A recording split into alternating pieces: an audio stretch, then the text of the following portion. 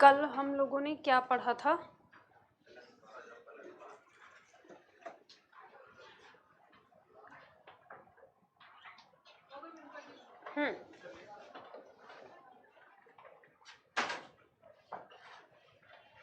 कल हमने अलंकार में पहला अनुप्रास अलंकार पढ़ा था।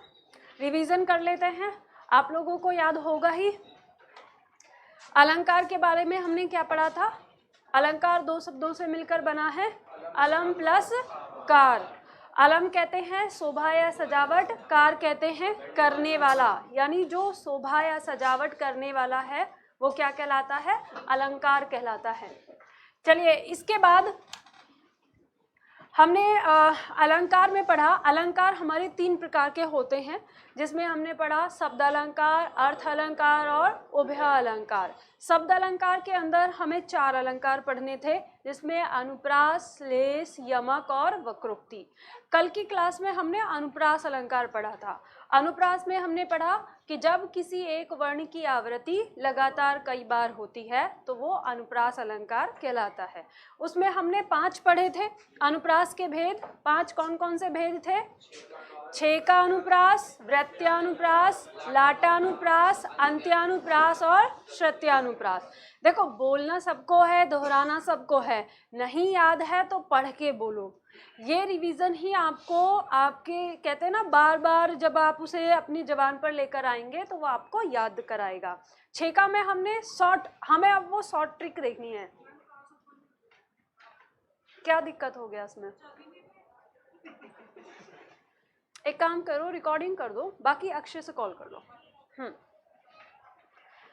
ठीक है, तो हमने पढ़ा था, शॉर्ट आपको पढ़ना है। जैसे छेकानुप्रास 2 वर्ण की आवृत्ति, वृत्त्यानुप्रास 3 प्लस, ठीक है, 3 से अधिक, 3 या 3 से अधिक।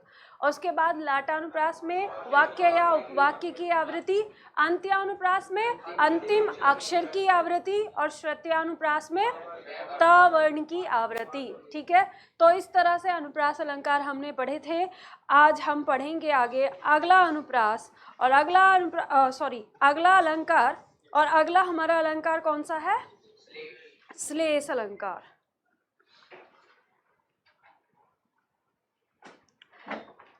देखो, जितने भी अलंकार हमें इसमें पढ़ने हैं, याद रखिएगा उसके नाम से पढ़ेंगे।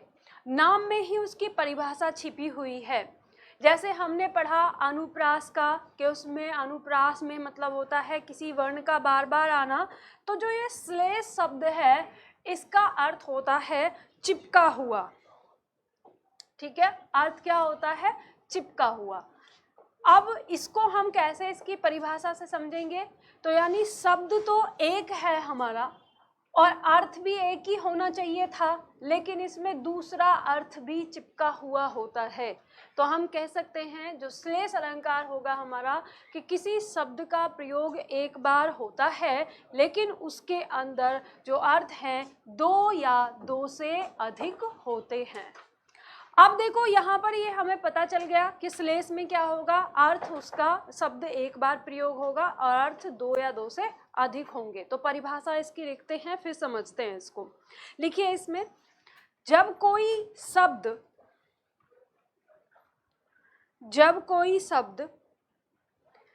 एक ही बार प्रयोग में आए, जब कोई शब्द एक ही बार प्रयोग में आया हो, जब कोई शब्द एक ही बार प्रयोग में आया हो, कॉमा, अल्पविराम लगाना है, किंतु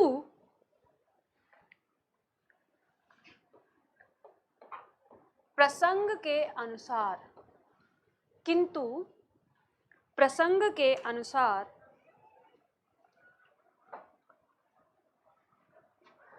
उसके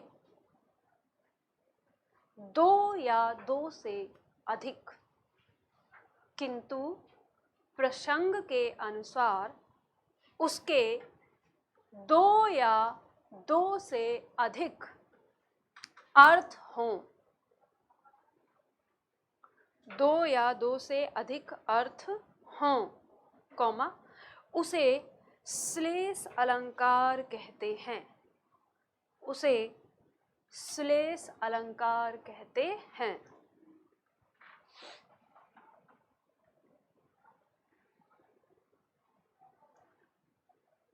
देखो यहाँ पे परिभाषा में कहा है कि प्रसंग के अनुसार, यहाँ प्रसंग का मतलब है घटना, वो जो पंक्ति कही गई है उस पंक्ति के अंदर बात क्या बताई जा रही है उसके अनुसार हमारे दो या दो से अधिक अर्थ होते हैं। उदाहरण के तौर पर समझ लेते हैं, जैसे यहाँ पर दिया हुआ है पानी गए न उबरे मोती मानुष चून।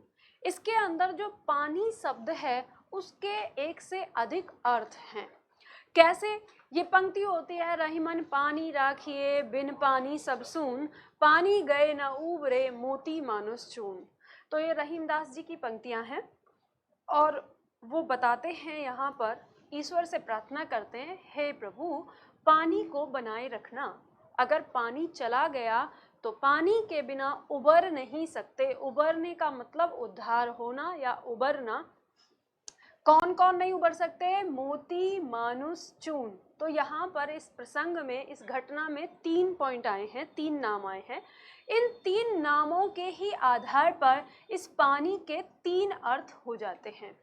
सबसे पहला अर्थ हो जाता है इसका मोती के आधार पर और अर्थ है चमक। यानी भगवान से प्रार्थना कर रहा है कवि कि चमक को बनाए रखना, यदि चमक चली गई तो मोती बेकार हो जाएगा। ठीक है। फिर दूसरा मानुष, मनुष्य का मतलब मनुष्य से है, तो दूसरा इसका अर्थ आता है पानी का सम्मान। जो कवि है वो कहता है कि हे प्रभु सम्मान को बनाए रखना, अगर सम्मान चला गया तो मनुष्य बेकार हो जाएगा, मृत के समान हो जाएगा। और तीसरा अर्थ है चून, यानी इसे चूना पत्थर से कहते हैं। अब इसमें अर्थ इसका आता है पानी से ही, यानी जिसे हम जल के नाम से भी जानते हैं। इसका अर्थ फिर आ जाता है जल से ही, जो हम पानी को जानते हैं वास्तव में, कि पानी को बनाए रखना, यानी जल को बनाए रखना, बिना जल के चूना किसी काम का नहीं होता।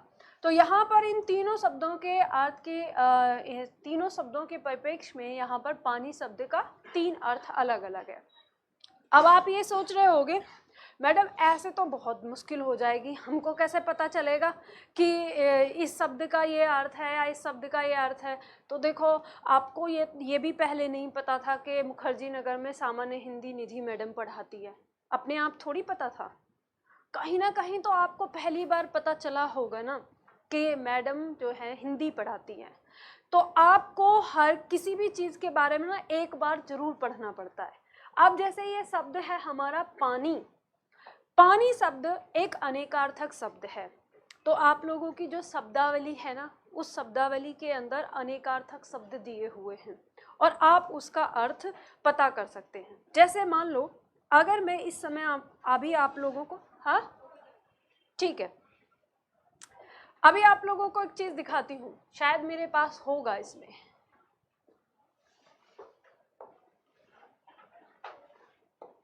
शब्दावली तो आप लोग लाए नहीं होंगे ना? कितने लोग लाए हैं? बस 2-4, बाकी और नहीं लाए? चलो कोई बात नहीं, आपको फोटो दिखा देती हूँ। जैसे देखो ये आपकी शब्दावली सबके पास होगी, ये शब्दावली, इस शब्दावली में अनेकार्थक शब्द दिए हुए हैं। इसमें देखो शब्द लिखा है जैसे कटक, कटक के इतने सारे अर्थ हैं। कटक माने सेना होता है, शिविर होता है, समूह होता है, कड़ा होता है, श्रृंखला होता है, चटाई होता है। फिर शब्द आया जैसे द्विज, फिर कंज, फिर केतु, फिर खर, फिर नाग, फिर नग, फिर पानी। दिख रहा है? पानी का अर्थ होता है जल, चमक, सम्मान, लज्जा, वर्षा, वन।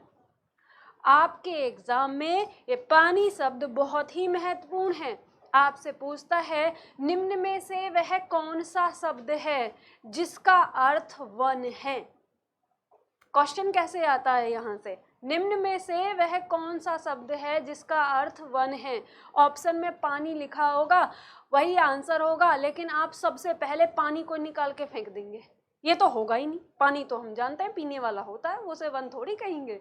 लेकिन यहाँ पर पानी का अर्थ वन भी है। अगर आपने एक बार इनको पढ़ लिया, जैसे अब इस यहाँ पर आ गया शब्द लिखा है लहर।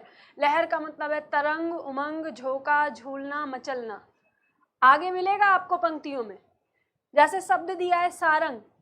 सारंग के इतने सारे अर्थ हैं, मोर, बादल, सर्प, चातक, हंस, बाज, मृग, चंद्रमा, धनुष, समुद्र, कोयल, हाथी, सूर्य, सोना, भौरा, शंख, सिंह, घोड़ा, कामदेव, ये सारे। इसके बाद जैसे शब्द है अंबर, अक्षर, बेला, अमृत, आत्मा। यहाँ पर आगे दिया है गो, खल, घोर, अक्ष, अज, कलुष, तीक्ष्ण, उर्मी, अर्क, इड़ा, कनक। फिर मिलेगा आपको अगली पंक्ति में जहाँ आप यमक अलंकार पढ़ेंगे वहाँ पर। फिर दिया जैसे काल, कृष्ण, जन, जोड़, और भी आगे आएंगे इसके अंदर, ठीक है, सारे अगले पेज पर। ये सेट 3, सेट 4, फिर उसके बाद ये सेट 5 और सेट 6। अगर आपने सेट 6 तक ये भी याद कर लिया कि इस शब्द के अर्थ होते एक से अधिक, सिर्फ इनको पढ़ लिया, जैसे अभाव, अधिकार, अधर, अड्डा, अध्यक्ष, अनंत, इस तरह से ही सिर्फ पढ़ लिया, दिमाग में ये रख लिया कि इनके अनेकार्थक होते हैं, तो भी आप श्लेष अलंकार भी पहचान लेंगे, यमक भी पहचान लेंगे, और वक्रोक्ति भी पहचान लेंगे, और विरोधाभास अलंकार भी पहचान लेंगे। क्योंकि ये ऐसे अलंकार हैं, इनके अंदर ये अनेकार्थक शब्द जरूरी होते हैं जानने, ठीक है। तो यहाँ पर मैंने आपको ये इसलिए दिखाया है कि स्मार्ट बोर्ड आ जाने से ये अच्छा है कि आपको मैं खोल के बोलती हूँ, आधे लाते हैं किताब, आधे नहीं लाते। यहाँ मैं आपको दिखा सकती हूँ कि कौन सा पॉइंट मैंने कहाँ कैसे दिया है। चलिए वापस आते हैं अपने इस अलंकार पर जहाँ हम पढ़ रहे थे। तो अब यहाँ पर देखो, अच्छा इसमें आपको सुवर्ण नहीं दिखाया, ये वाला छूट गया, नहीं फिर कहेंगे मैडम ने दिया है कि नहीं दिया है, ये शायद दूसरे इस सेट में होगा। ये देखिए शब्द सुनहरा, सोना, स्त्री, उर्वशी शब्द आगे दिया है, अप्सरा, गले का हार, हृदय में बसा हुआ, आगे आगे मिलेंगे आपको, ठीक है। चलो देख लिया आपने शब्द, आ जाते हैं फिर यहाँ पर।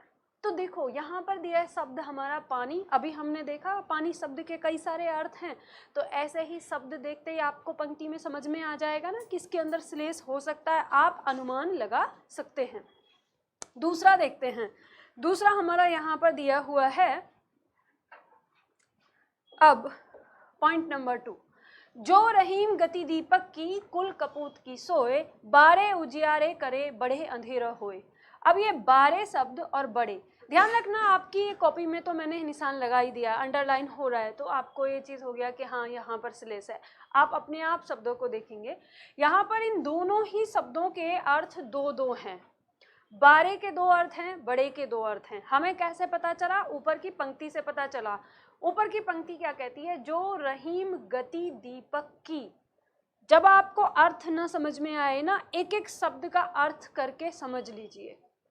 जो रहीम गति दीपक की, यहाँ रहीम से पता चलता है रहीम दास जी का लिखा हुआ है, उन्होंने अपना नाम लिया है और वो ईश्वर से प्रार्थना करते कहते हैं कि, या फिर लोगों को बता रहे हैं कि जो गति, गति माने स्थिति, दशा, अवस्था दीपक की होती है, दीपक हम जानते ही हैं, ठीक है, वही कुल कपूत की सोए। सोए मतलब उसके जैसा होना, तो कुल मतलब परिवार, ये जो कुनबा बोलते हैं, परिवार जो होता है, कपूत। अगर किसी परिवार में कोई कपूत आ जाए तो उस परिवार की स्थिति बिल्कुल दीपक के समान हो जाती है। ऊपर की पंक्ति ने ये अर्थ दिया। नीचे का देखते हैं कैसी हो जाती है। अब उसको एग्जाम्पल दे रहा है, बारे उजियारे करे।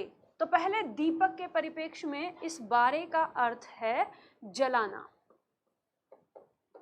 आपको याद होगा गांव से जितने लोग आते हैं कहते हैं ना, अरे दीपक बार दो।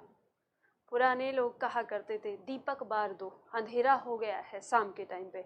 तो वही बारना, जलाना। जब दीपक को जलाया जाता है तो क्या करता है? उजाला करता है, उजियारा करे।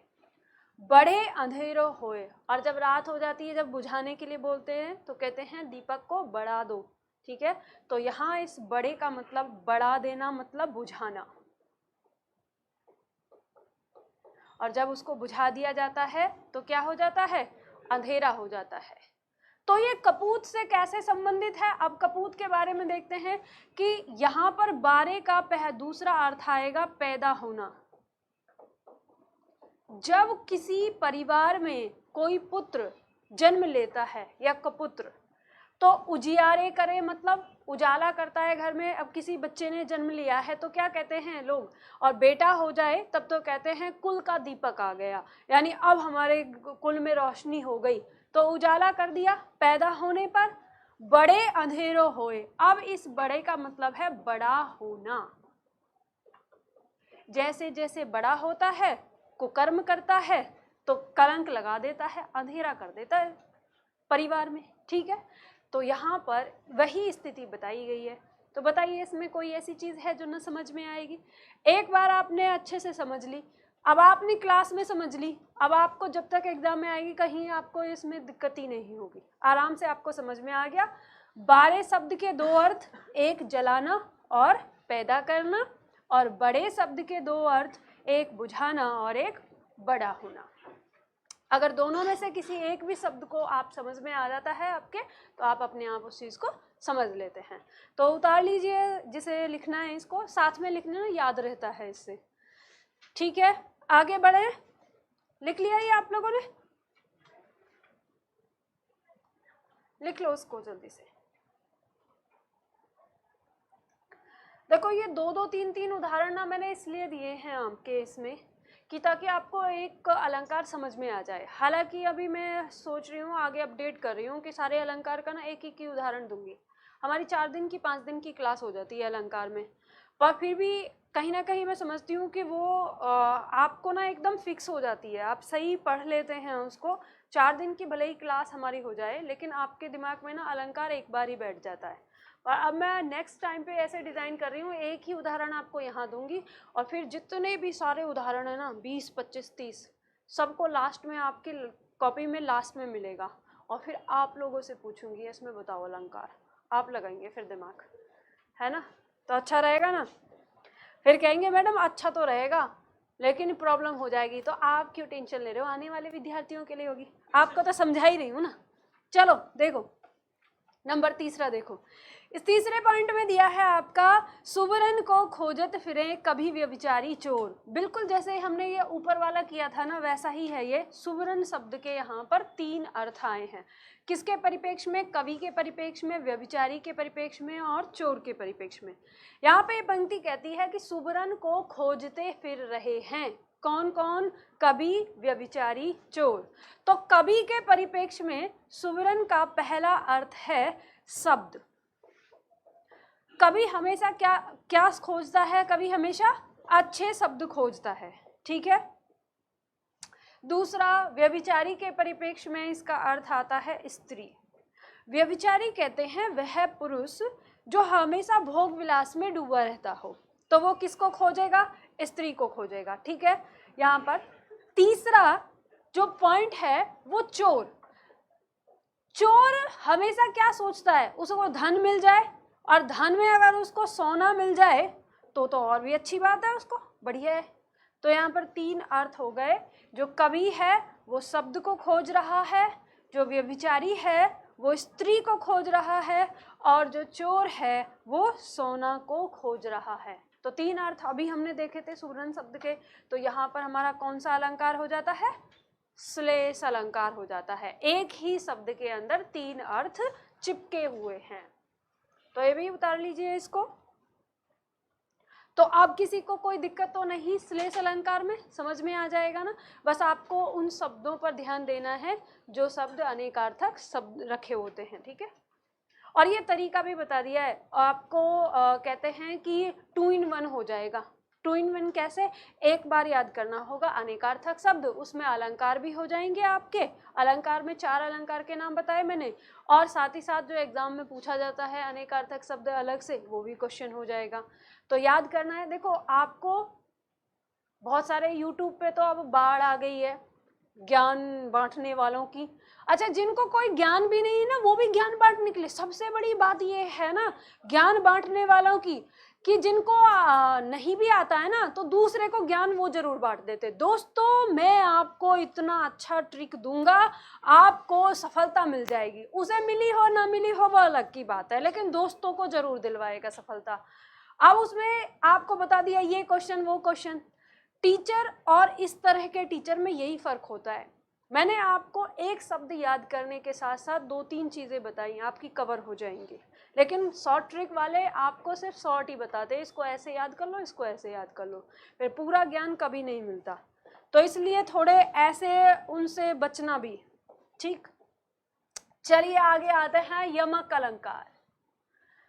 यमक अलंकार, यमक शब्द का अर्थ होता है एक शब्द कई बार आवृत्ति किंतु अर्थ अलग अलग। तो यही इसकी परिभाषा भी होती है।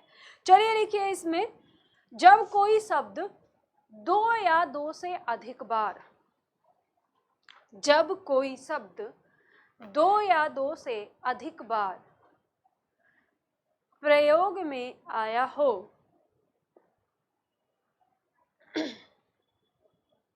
जब कोई शब्द 2 या 2 से अधिक बार प्रयोग में आया हो, कमा,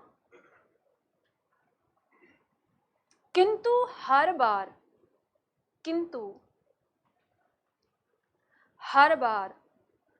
उसका अर्थ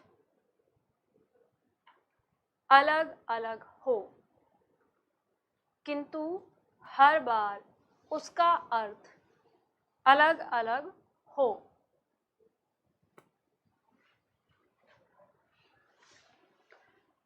कमा, वहां यमक अलंकार होता है, वहां यमक अलंकार होता है।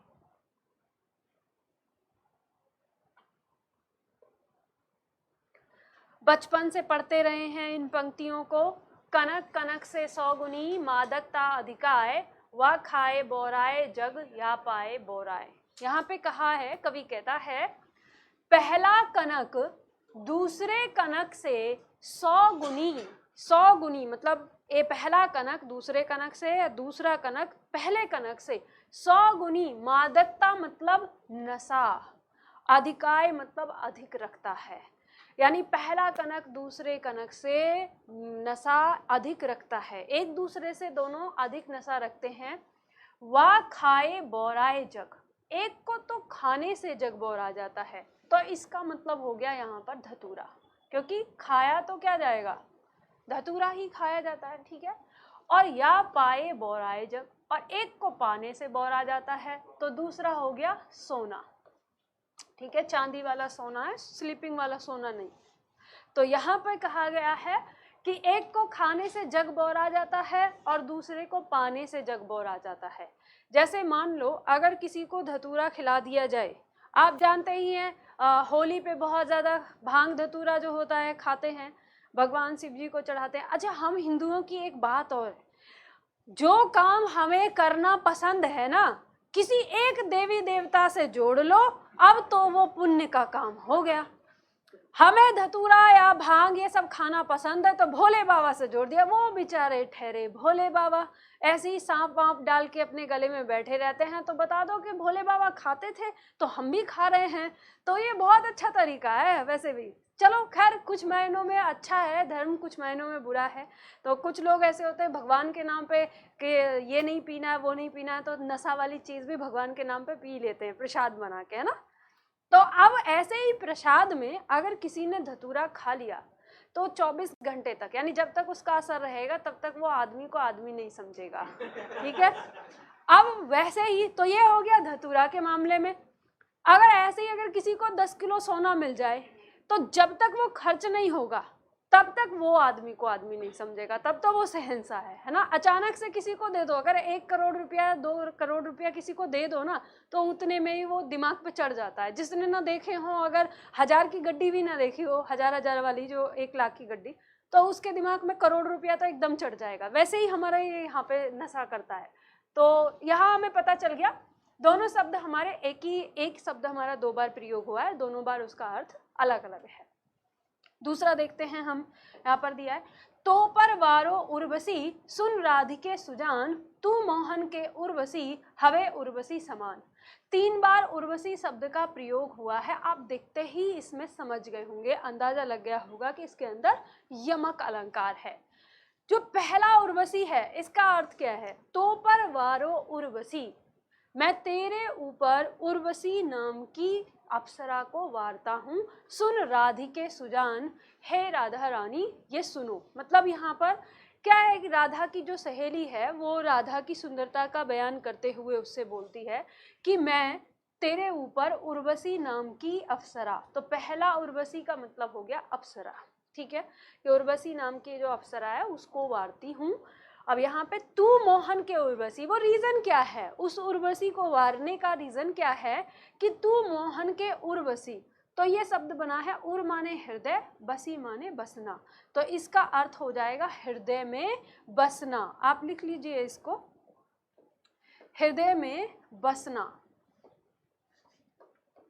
और ये हवे उर्वशी समान, ये जो दूसरा उर्वशी है इसका अर्थ हो जाता है गले का हार। यहाँ पर सखी कहती है कि तू मोहन के हृदय में एक गले के हार के समान बसी हुई है। जैसे आप लोगों ने सुना होगा गले में पहनने के बहुत सारे आभूषण होते हैं, जैसे चैन होती है, मंगलसूत्र होता है, कंठी माला होती है। इस तरह से ही उर्वशी नाम का एक हार होता है, वो ऊपर गले से लेकर और नीचे तक फैला होता है, जिसे आजकल रानी हार भी बोलते हैं। तो वो उर्वशी जो नाम का हार होता है वो वैसा ही होता है कि ऊपर से लेकर नीचे तक पूरा फैला होता है वक्षस्थल पर। तो वही चीज यहाँ पर कहा है कि मोहन के हृदय में तुम बिल्कुल उर्वशी जैसे बसी हुई हो, गले के हार के जैसे। जैसे महिलाओं को बहुत प्यारे होते हैं अपने गले के हार और ये सारी चीजें। महिलाओं को आप खाना पीना ढंग से दो या ना दो, लेकिन उनको हर महीने अगर एक सोने का गिफ्ट दे दो ना, जो चाहे करवा लेना। आपके जीवन के लिए बता रही हूँ, फ्यूचर के लिए बता रही हूँ कि अगर कभी आपको लगे ना कि हाँ आपके घर में आएंगी महिला, आपको पता ही है ना, हर महीने भी ना तो 6 महीने में एक छोटा सा सोने का गिफ्ट दे देना, और कुछ करने की जरूरत नहीं है। वो कभी आपसे ये नहीं कह सकती कि मेरा पति ऐसा है या मुझे ये करता, कभी शिकायत नहीं करेगी। तो मेरे फूफा जी ऐसे कहा करते थे, वो मुझे उन्होंने एक बार कहा था कि घर में जो महिलाएं हैं, उन्होंने क्या कहा, डायलॉग क्या कहा, घर में जो महिला होती है उसको सोने से अगर आपने लाद रखा है तो आपके घर में शांति बनी हुई होती है और घर में लक्ष्मी का वास होता है। भाई सीधा सा होगा, इसमें ज्योतिष शास्त्र क्या बता रहा है? ऐसा ज्योतिष शास्त्र में लिखा, महिलाओं को गहने पसंद हैं और सोने का उन्हें मिल रहा है, वो सर से लेकर पांव तक पूरे सोने में तोली हुई हैं, उन्हें और दूसरी चीज का मतलब ही नहीं है। खाली समय बचेगा वो अपने गहने देखेंगी, आईने में खुश रहेंगी, वो भी खुश, आप भी खुश, घर में शांति तो ऐसे ही बन गई। और इतने सारे गहने हैं तो सोना तो वैसे ही है, हमने अभी पढ़ा सोने के बारे में, तो घर में लक्ष्मी का वास तो ऐसे ही है। तो इसमें ज्योतिष शास्त्र क्या बताता है? खैर चलो, आपको एक ज्ञान दे दिया फ्री में, देखो है ना।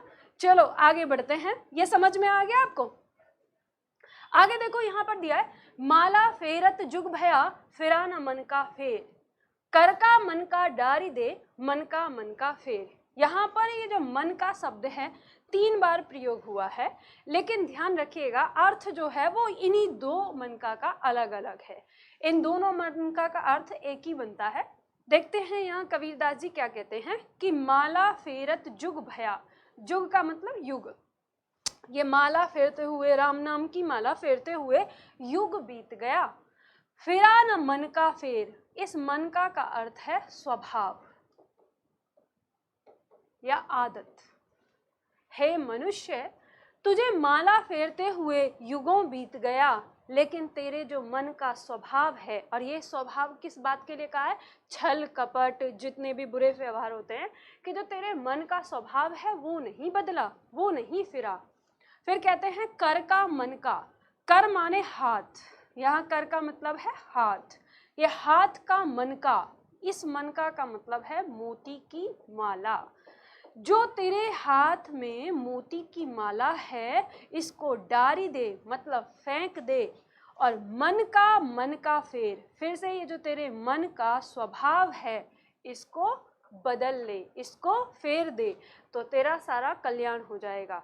अब क्या होता है, हम लोग माला फेरते रहते, राम नाम, और दूसरे पता नहीं क्या क्या दूसरों के बारे में बुरा सोचते रहते हैं, इसका बुरा हो जाए, इसका माल मुझे मिल जाए, ये वगैरह वगैरह।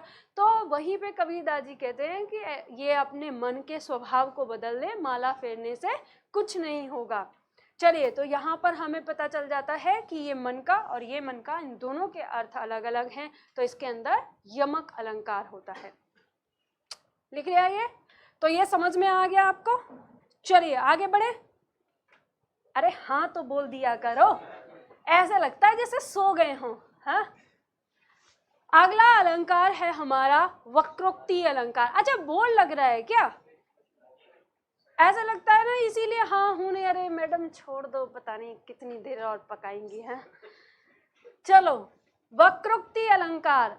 वक्रोक्ति शब्द से आपको पहचान करना है, वक्र प्लस उक्ति। वक्र का मतलब होता है टेढ़ा, उक्ति माने कथन। तो जहां टेढ़ा कथन हो वो क्या कहलाएगा? वक्रोक्ति कहलाएगा। इसकी परिभाषा लिखिए, इसकी परिभाषा लिख के आगे समझते हैं इसको। लिखिए इसमें, जब किसी वाक्य में वक्ता के कथन का आशय, जब किसी वाक्य में वक्ता के कथन का आशय किसी दूसरे अर्थ से, जब किसी वाक्य में वक्ता के कथन का आशय किसी दूसरे अर्थ से लिया जाता है, किसी दूसरे अर्थ से लिया जाता है, वहां वक्रोक्ति अलंकार होता है। वहां वक्रोक्ति अलंकार होता है।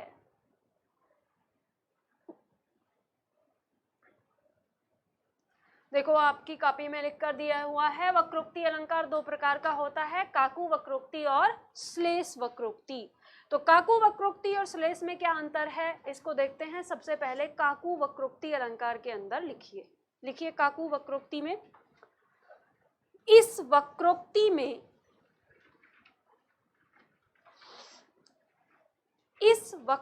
में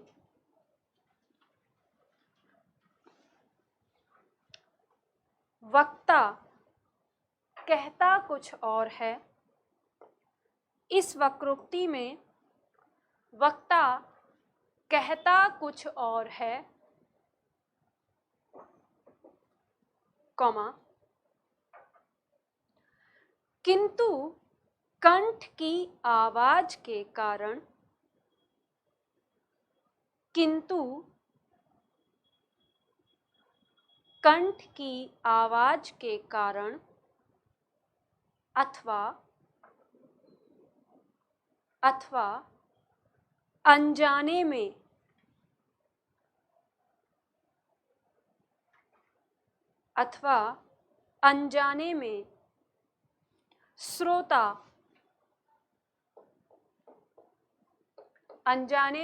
श्रोता सुनता कुछ और है।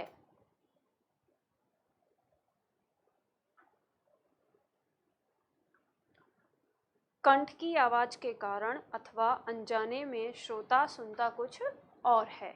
देखो काकू वक्रोक्ति में क्या होता है, वक्ता ने कुछ कहा, वक्ता मतलब बोलने वाले ने कुछ बात कही, लेकिन जो सुनने वाला है, या तो वक्ता की कंठ की आवाज उसे सही से समझ नहीं आई, या फिर उसने, क्योंकि शब्द के अंदर तो दूसरा भी अर्थ होता है, अनजाने में उसने दूसरा अर्थ समझ लिया, तो वहां पर काकू वक्रोक्ति अलंकार होता है। इसके बाद श्लेष वक्रोक्ति में लिखिए, श्लेष में इस अलंकार में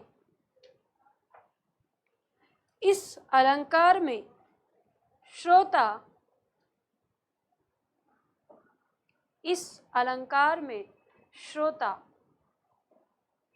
जानता है, इस अलंकार में श्रोता जानता है कि वक्ता के कहने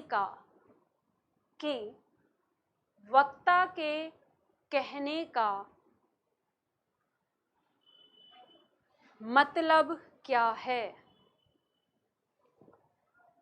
वक्ता के कहने का मतलब क्या है, कॉमा, फिर भी वह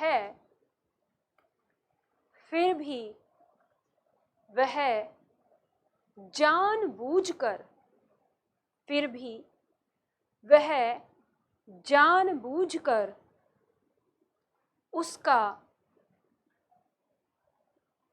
दूसरा अर्थ निकालता है। फिर भी वह जानबूझकर उसका दूसरा अर्थ निकालता है।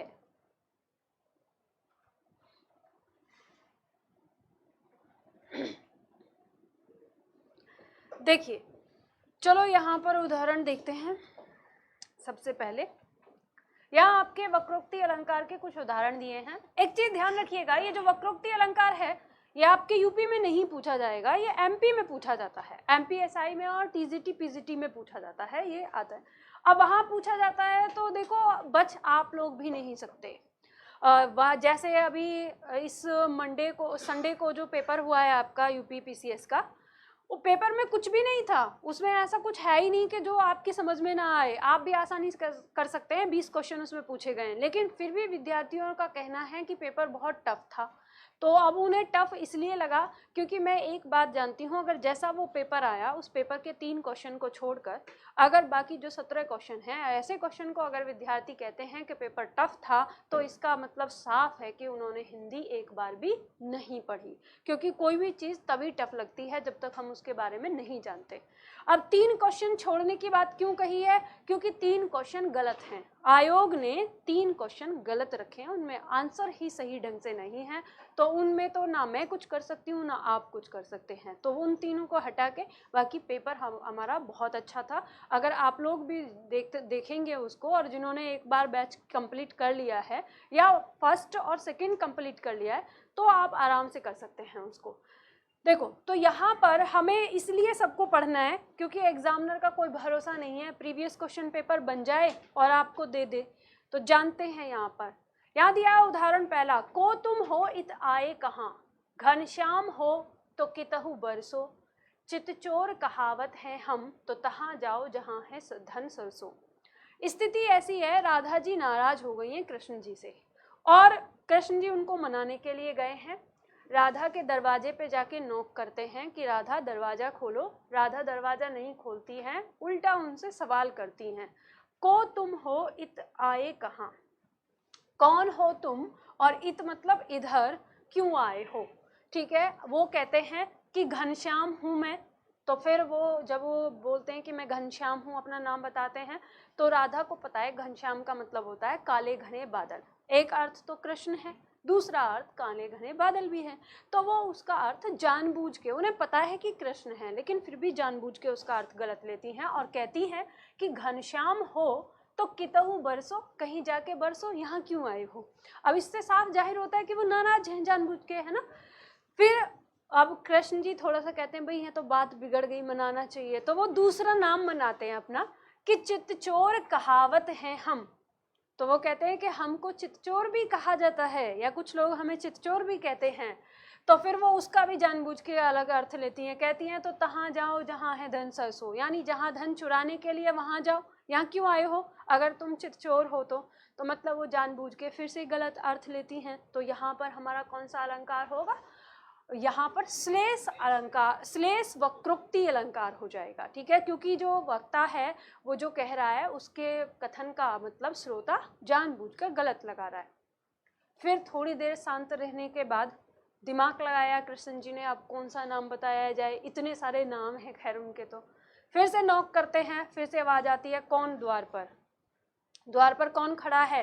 तो कहते हैं हे राधे मैं हरि हूँ।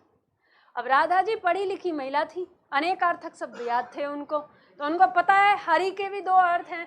तो वो कहती है क्या वानर का काम यहाँ, हरि का मतलब वानर भी होता है। वो कहते हैं अच्छा हरि है तो वानर का यहाँ क्या काम।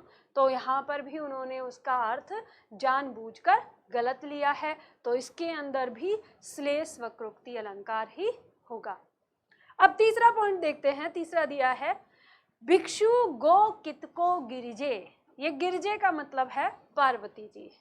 अब स्थिति ऐसी है, जो लक्ष्मी जी हैं वो पार्वती जी के यहाँ आई हैं उनसे मिलने के लिए, सहेली थी। अब लक्ष्मी जी, तो कहा जाता है कि जब किसी व्यक्ति के पास धन आ जाता है अचानक से, तो वो घमंड में भर जाता है, ये तो धन की देवी हैं, तो ये तो घमंड की प्रतिमूर्ति होंगी साक्षात ही।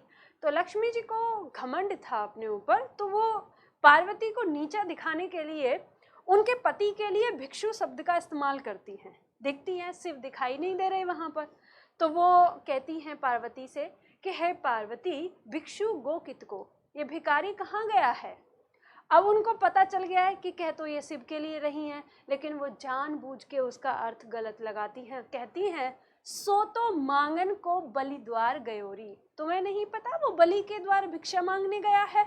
अब बलि के द्वार भिक्षा मांगने कौन गया था? विष्णु जी। वो बन के तो उन्होंने उल्टा उनके पति पर डाल दिया कि कहाँ गए हैं। उन्होंने पूछा कि पार्वती, भिखारी कहाँ गया है। उन्होंने कह दिया तुम्हें नहीं पता वो बलि के द्वार भिक्षा मांगने गया है। तो उन्होंने उल्टा जानबूझ के उसका अर्थ गलत निकाला।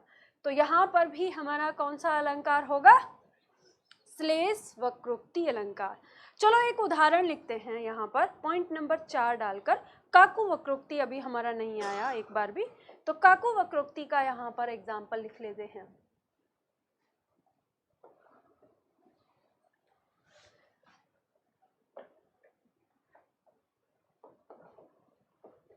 देते हैं वरदान शिव,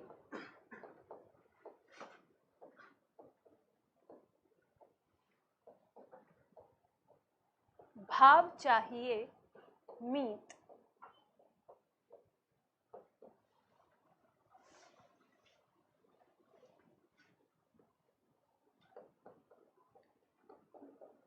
भोले को वरदान हित,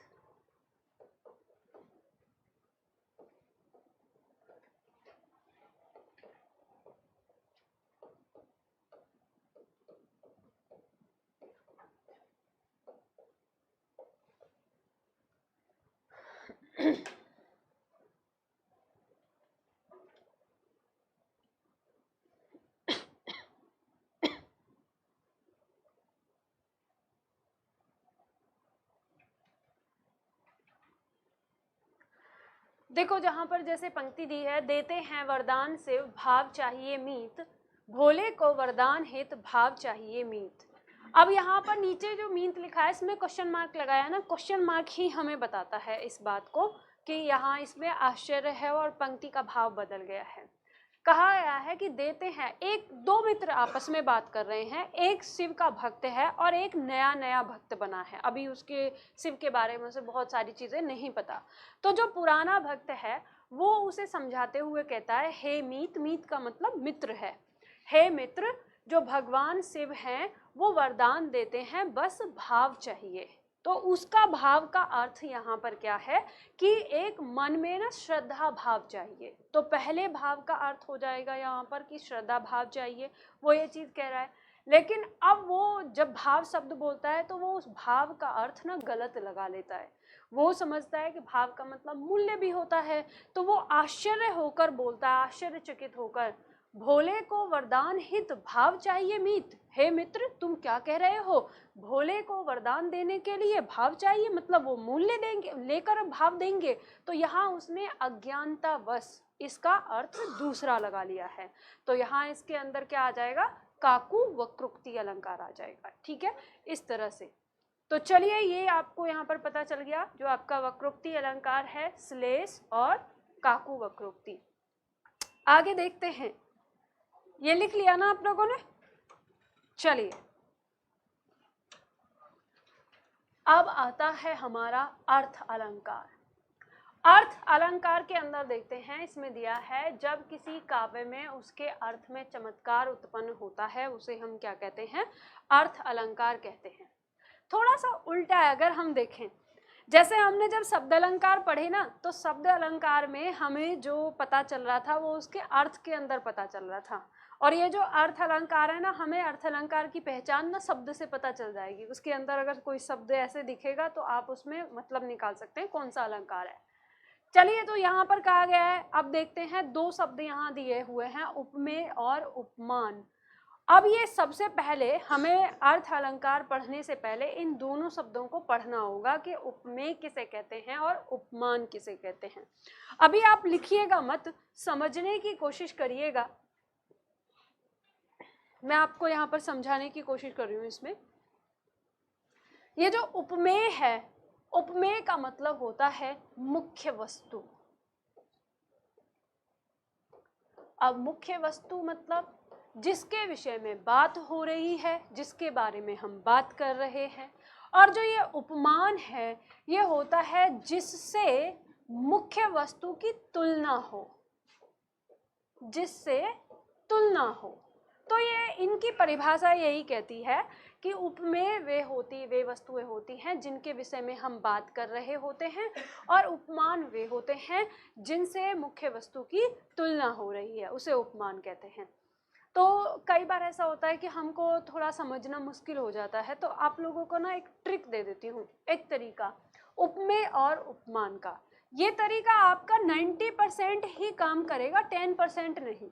और 10% नहीं, हालांकि आपके एग्जाम में आपके जो जितना आपके लिए जानना है वो 90% 100% के बराबर है।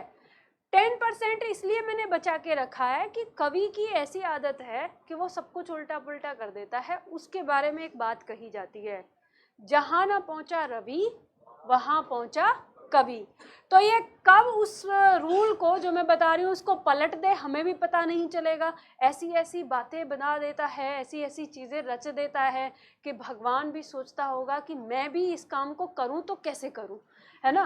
तो कवि के बारे में ये आता है, इसलिए हम 10% निकाल लेते हैं। 90% आप कैसे पहचान करेंगे उपमेय और उपमान की। तो ध्यान रखिएगा, मानव का शरीर और शरीर के अंग आपको जहां भी दिखाई दें वो हमेशा क्या होंगे, उपमेय ही होंगे। मानव का शरीर, शरीर के अंग या फिर भावनाएं जैसे प्रेम, क्रोध, गुस्सा, ये सारी चीज़ें जो हैं ये मानव से जुड़े हुई जो चीज़ें हैं वो किसके अंदर दिखेंगे आपको, उपमेय के अंदर। और जो उपमान है इसके अंदर जो प्रकृति ने बनाई है, प्रकृति के द्वारा बनाई गई कोई भी चीज वो हमारी किसके अंदर रहती है, उपमान के अंदर रहती है। 90% केस में रहता है। उदाहरण समझ लेते हैं। जैसे मान लो हमने यहाँ पे कहा कि मुख चंद्रमा के समान है।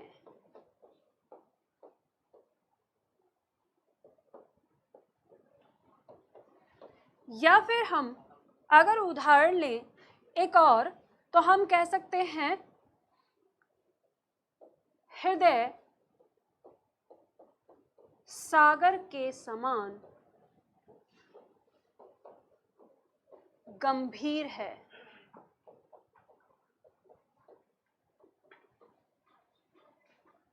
अब देखो यहाँ पर समझ लो, हमने बात कही कि मुख चंद्रमा के समान है, तो यहाँ पर जो मुख है शरीर का अंग है, तो ये हमारा क्या हो जाएगा, उपमेय हो जाएगा, ठीक है। और यहाँ पर प्रकृति की बनाई हुई चीज़ क्या है, चंद्रमा, तो ये हो जाएगा उपमान, अगर हम अपने ट्रिक के तरीके से देखें। लेकिन हम बात करते हैं जो हमने इसकी परिभाषा देखी, मुख्य वस्तु। मुख चंद्रमा के समान है, इस पंक्ति के अंदर हम क्या बताना चाहते हैं, किसके बारे में बात कर रहे हैं, मुख के बारे में बात कर रहे हैं, तो मुख्य वस्तु हो जाएगा मुख। और इसकी तुलना किससे कर रहे हैं, चंद्रमा से कर रहे हैं, तो ये उपमान हो जाएगा। जैसे दूसरी पंक्ति है, हृदय सागर के समान गंभीर है, तो हम किसकी विशेषता बता रहे हैं, हृदय की बता रहे हैं, तो हृदय हमारा उपमेय हो जाएगा। किससे तुलना कर रहे हैं इसकी, सागर से कर रहे हैं, ये प्रकृति की चीज है, तो ये उपमान हो जाएगा। समझ गए ना। तो चलिए अब लिखिए, सबसे पहले ना आपको उपमेय में लिखना है। हाँ तो आप ही बताओ, आंसू अंग नहीं है, कहां से निकला है,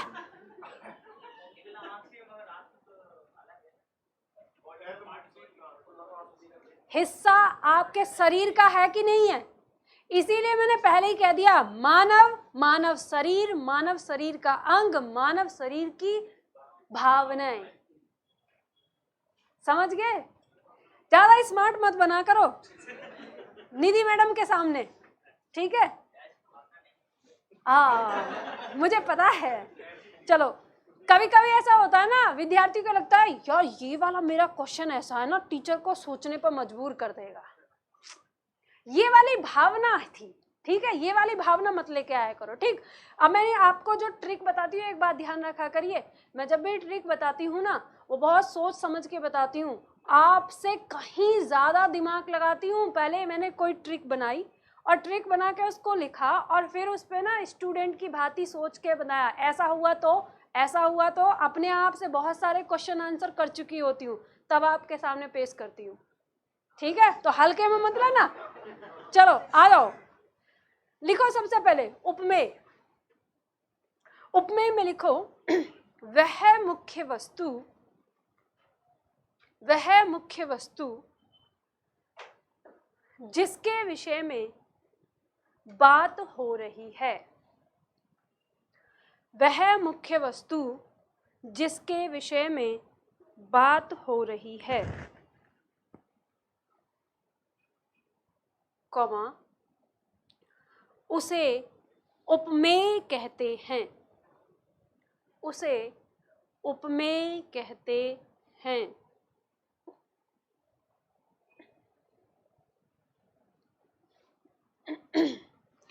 उपमान में लिखिए जिसके समान अथवा जैसा।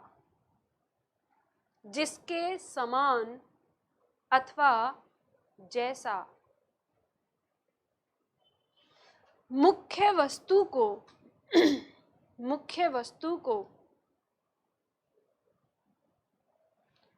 जिसके समान अथवा जैसा मुख्य वस्तु को दिखाया जाता है। जिसके समान या जिसके जैसा मुख्य वस्तु को दिखाया जाता है, कमा, उसे उपमान कहते हैं। उसे उपमान कहते हैं।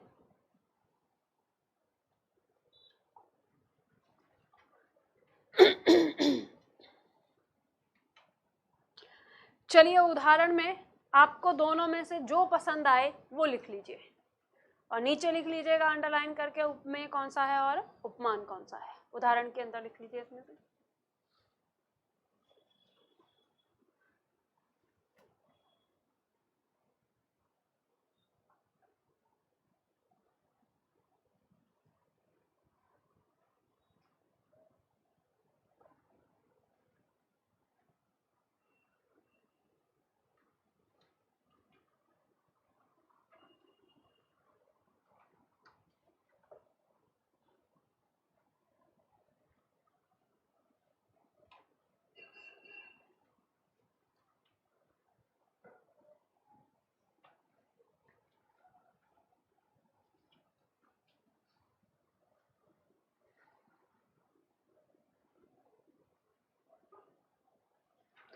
देखो हमने यहाँ पर उपमेय उपमान इसलिए पढ़ा है क्योंकि अर्थ अलंकार के अंदर हमारी जितनी भी लगभग परिभाषाएं होती हैं सबके अंदर उपमेय उपमान आपका आएगा बार बार, तो आपको पता होना चाहिए कि उपमेय उपमान क्या है।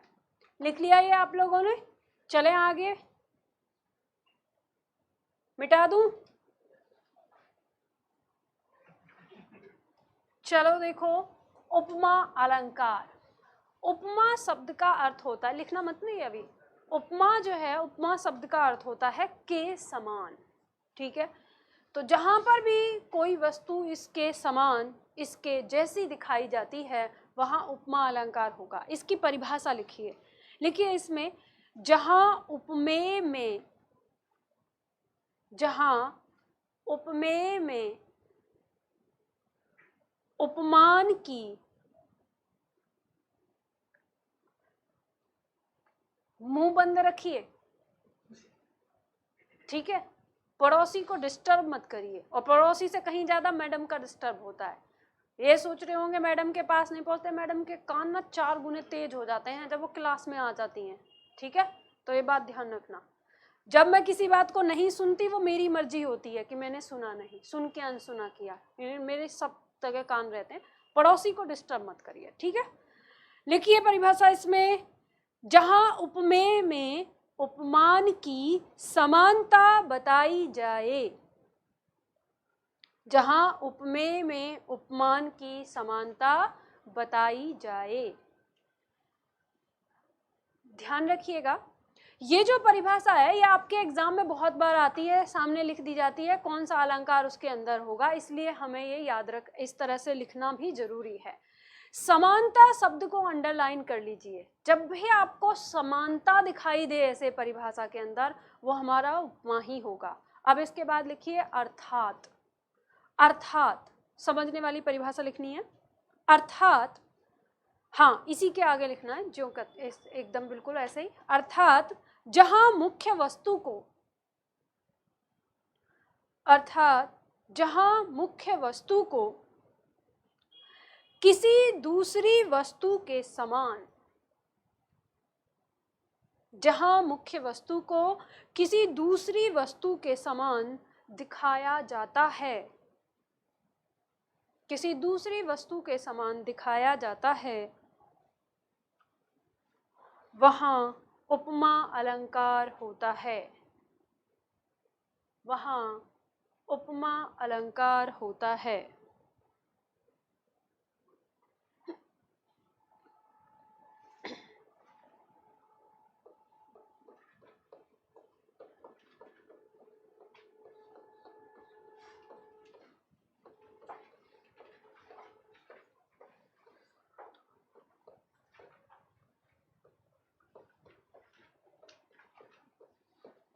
पहचान में लिखिए, सा सी सो सम सरिस तुल्य जैसा आदि।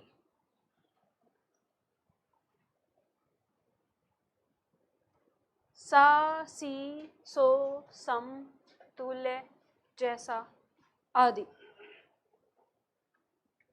देखो पंक्ति के अंदर आपको इनमें से कोई भी एक शब्द मिल जाएगा, आपको भले ही पंक्ति का अर्थ ना आता हो, ये इनमें से कोई एक शब्द आपको दिख जाए तो 99% उसके अंदर उपमा अलंकार ही होगा। और 100% में ये कब बदलेगा, जब आपको पता चल जाए कि इनमें से कोई जो शब्द है उसका अर्थ है के समान। जब आपको ये पता चल जाए कि ये इनमें से कोई एक शब्द आया है और उसका अर्थ है के समान, तो ये हमारा क्या होता है, उपमा अलंकार होता है। ये पहचान ध्यान रखिएगा, बचपन से हमको ना ये अलंकार हमने बहुत बार पढ़े थे, लेकिन समस्या क्या बनी हुई थी, हमने पढ़ा था अनुप्रास, यमक और श्लेष, ये तीनों पढ़े थे, लेकिन समस्या ये थी कि कौन से शब्द में क्या अर्थ आता है, कौन से अलंकार का क्या होता है, इसमें कंफ्यूजन था। और फिर हमने पढ़े थे रूपक, उपमा, उत्प्रेक्षा, ये तीनों हमारे लिए टेढ़ी खीर बन जाते थे कि कौन सा उसके जैसा होता है, कौन उसके समान होता है, किसमें कल्पना कराई जाती है, किसमें हमें आरोप लगाया जाता है। ऐसे ही हमने पढ़े थे, हमारे दिमाग में धुंधली धुंधली चीज़ें सारी हैं, हमें स्पष्ट करना है अलग। आज भी आपके एग्जाम में ये 3 अर्थ अलंकार के अंदर मोस्ट इंपॉर्टेंट हैं, यहीं से आपके एग्जाम में क्वेश्चन आते हैं। तो उपमा में हमने समझा, उपमा मतलब के समान, इनमें से कोई एक शब्द होगा, वहां कौन सा अलंकार होगा, उपमा। इतना सा याद करना है बस। उदाहरण देख लेते हैं, सागर सा गंभीर हृदय हो, गिरी सा ऊंचा हो जिसका मन। सागर सा यहाँ दे रखा है सा, गिरी सा यहाँ दे रखा है सा, तो यहाँ कहा है कि जिसका हृदय किसके समान हो, सागर के समान गंभीर हो, और जिसका मन किसके समान हो, पर्वत के समान कैसा हो, ऊंचा हो। तो यहाँ पर बात कही गई है। अब हमें पता चल गया हृदय और मन दोनों क्या हैं, उपमेय हैं, अगर हमसे पूछेगा, क्योंकि मनुष्य का अंग है, शरीर का अंग है। सागर प्रकृति ने बनाया है, गिरी मतलब पर्वत, पर्वत भी प्रकृति ने बनाया है, उपमान हो जाएगा। यहाँ पर दिया राधा बदन चंद्र सो सुंदर, सो शब्द आ गया यहाँ पर के समान, इसका मतलब तो राधा का बदन किसके समान सुंदर है, चंद्रमा के समान सुंदर है, तो इसके अंदर हमारा आ गया। ठीक है, ऊषा सुनहरे तीर बरसाती जय लक्ष्मी सी उदित हुई, सी शब्द आ गया। अब यही है वो पंक्ति जो हमने 10% के अंदर छोड़ी थी। कवि ने यहाँ क्या करा है कि ऊषा, ऊषा मतलब सुबह, सुनहरे तीर, सुनहरे तीर का मतलब यहाँ पर किरण है, जो सुबह है किरण बरसाती हुई, तो जो सुबह है वो किरण रूपी सुनहरे तीर बरसाते हुए जय लक्ष्मी सी, जय लक्ष्मी का मतलब होता है ऐसी स्त्री जो युद्ध में विजय हुई हो, तो वीरांगना, जय लक्ष्मी का मतलब होता है वीरांगना, एक वीरांगना के समान उदित होकर आ रही है।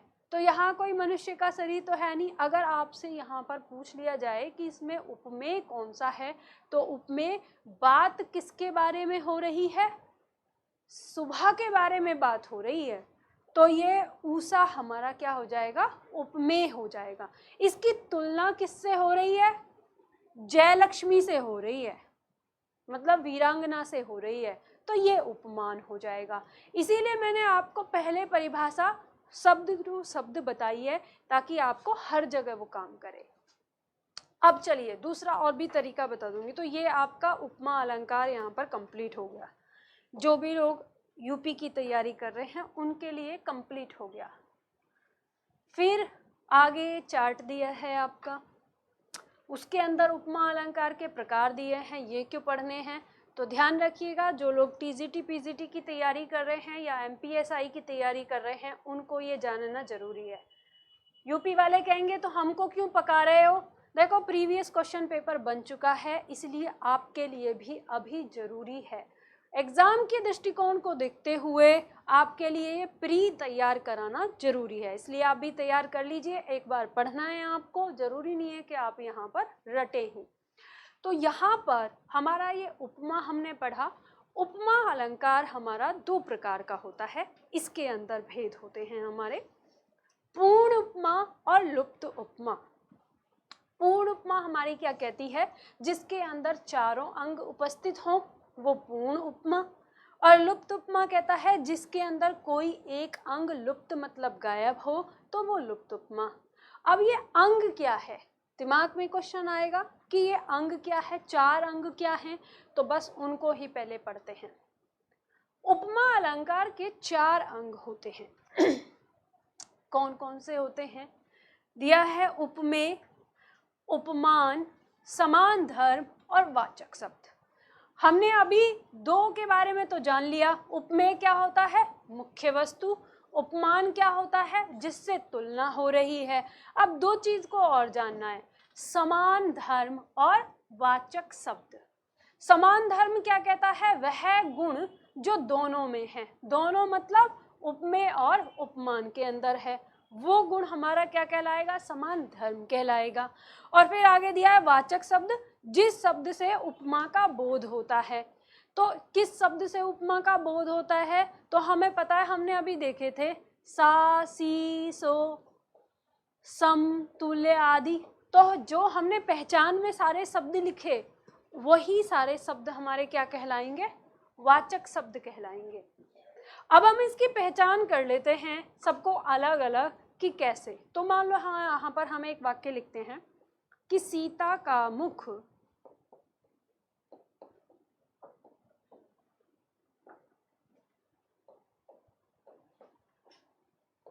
चंद्र के समान सुंदर है।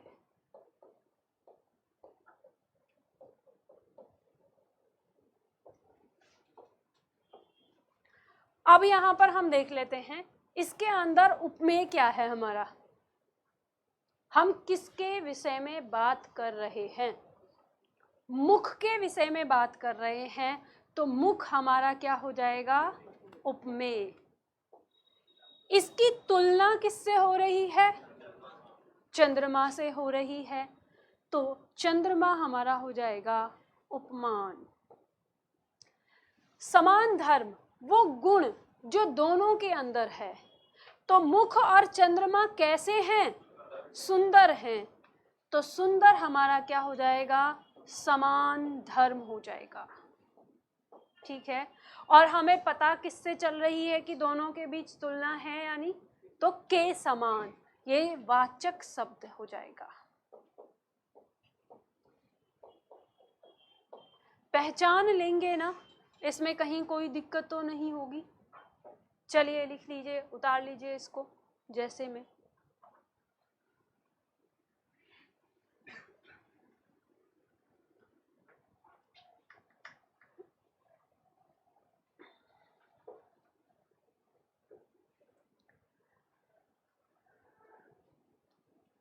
स्मार्ट बोर्ड से एक बात अच्छी हो गई, मुझे इंक की जरूरत नहीं पड़ती।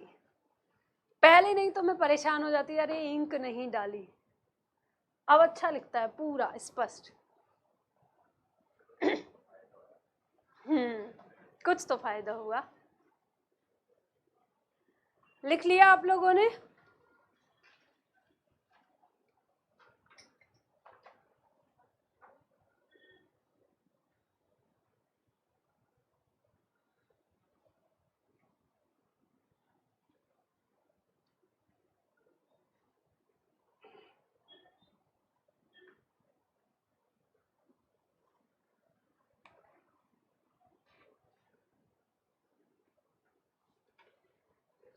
लिख लिया?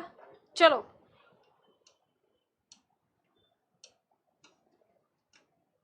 अब देखते हैं इसको फिर दोबारा। जो उपमा के भेद थे,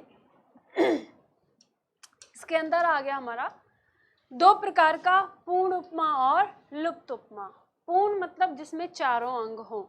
उदाहरण दिया है पीपर पात सरिस मंडोला। अब हमें इसमें ना वो चारों, हम कैसे पहचान होगी कि इसके अंदर आपके एग्जाम में क्वेश्चन कैसे आएगा? पीपर पात सरिस मंडोला, इस पंक्ति में उपमा का कौन सा प्रकार है? लुप्त उपमा है या पूर्ण उपमा है? तो हम कैसे पता करेंगे? चारों अंग निकालकर। इसके अंदर उपमेय क्या है? किसके विषय में बात हो रही है? मन के विषय में बात हो रही है। ऐसे भी शरीर का अंग है, तो हमें पता चल गया ये हमारा क्या हो गया? उपमेय हो गया। ठीक है, इसके बाद इसकी तुलना किससे हो रही है? पीपल पात, पीपल के पत्ते। ठीक है, पीपल का पत्ता प्रकृति का बनाया हुआ है, उपमान हो गया। अब इसके बाद यहाँ पर दिया गया है दोनों के अंदर समान धर्म क्या है? मन और पीपल का पत्ता कैसे हैं? डोलते रहते हैं। ठीक है, हमें पता है। तो ये जो डोला, ये हमारा हो गया समान धर्म। मन किसके समान डोलता है? पीपल के पत्ते के समान। पीपल का पत्ता भी हमेशा हिलता रहता है और मन भी हमारा एक जगह कभी स्थिर नहीं रहता है। तो ये दोनों की तुलना हो रही है। अब इनके बीच में तुलना किस शब्द ने कराई है? सरिस। ये सरिस शब्द हमारा क्या हो जाएगा? वाचक। अब आपको एक राज की बात बताती हूँ। जब पंक्ति में आपको अगर ध्यान देना है, ध्यान देना, जहां भी आपको ये वाचक शब्द दिखाई देंगे ना, सा सी सो सम, इन वाचक शब्द से जस्ट पहले यहाँ पर सदैव उपमान होगा। सदैव। अगर उपमेय उपमान में आपको थोड़ा भी कहीं भी डाउट होता है, तो जहां आपका वाचक शब्द होगा, वाचक शब्द से जस्ट पहले जो शब्द आपका होगा वही उपमान होगा। और फिर उसके बाद तो आप पहचान सकते हैं। तो अब इसमें देख लेते हैं नीचे लुप्त उपमा में। तो इसमें हमें चारों शब्द मिल गए ना, चारों गुण मिल गए, तो ये हमारा पूर्ण उपमा है। लुप्त उपमा कहता है पड़ी थी बिजली सी विकराल। अभी अभी हमने यहाँ पर आपको एक ट्रिक बताई कि ये सा सी सो सम, ये सब क्या होते हैं? वाचक शब्द होते हैं। और वाचक शब्द से जस्ट पहले यहाँ क्या होता है? उपमान होता है। आपको दो चीज तो मिल गई उपमान, जिससे तुलना हो रही है, के समान दिखाने वाला। अब यहाँ पर हमें देखें कि किसके बारे में बात हो रही है, तो हमें वो नहीं मिल रहा। मुख्य वस्तु पड़ी थी बिजली सी विकराल, मतलब कोई चीज है जो बिजली के समान विकराल पड़ी हुई है। तो बिजली के समान विकराल पड़ी हुई है, बिजली हो गई उपमान और के समान दिखाने वाला, और उसका गुण कैसा है, वो विकराल पड़ा होना, तो ये समान धर्म हो जाता है। अब इसके अंदर क्या हमारा गायब है, उपमेय गायब है। तो इसके अंदर हमारी कौन सी उपमा होगी, लुप्त उपमा। ठीक है, तो एक अंग गायब हो गया, तो हमें इस तरह से पता चल गया कि इसके अंदर हमारा क्या है, लुप्त उपमा है। तो इसमें तो कहीं बहुत बड़ी चीज़ है नहीं, आसानी से आप पहचान कर सकते हो। ठीक है, इसे लिख लो, लिख लिया ना। चलिए आगे, इसमें अब आपको बताती हूँ। जैसे यहाँ पर आपने देखा था, अभी जो हमने एक चीज़ देखी कि जो वाचक शब्द है उससे पहले वाला ही हमारा उपमान होता है। हम चेक कर लेते हैं, सा से पहले जो हमारा दिया है सागर उपमान है, इस सा से पहले गिरी पर्वत उपमान है, इस सो से पहले चंद्र उपमान है, यहाँ पर इस सी से पहले जयलक्ष्मी ये भी उपमान है। तो हमें आसानी से पता चल जाता है ना। तो बताइए इसमें किसी को कहीं कोई समस्या? तो आज के लिए हम इतना ही करते हैं, अब कल इससे आगे करेंगे। तो आज हमने जो पढ़ा एक बार उसका अभ्यास करके आइएगा घर पे। अब किताब खोलने की ज़रूरत नहीं है आप लोगों को, आपको अभ्यास कैसे करना है, बस जाते हुए रास्ते में किसी और के बारे में सोचने से अच्छा है ये सोचें कि हमने क्या पढ़ा है ना। पूरी क्लास में पहले ये पढ़ा, फिर ये पढ़ा, फिर ये पढ़ा, तो ज़्यादा याद हो जाएगा है ना। तो चलिए आज के लिए इतना है।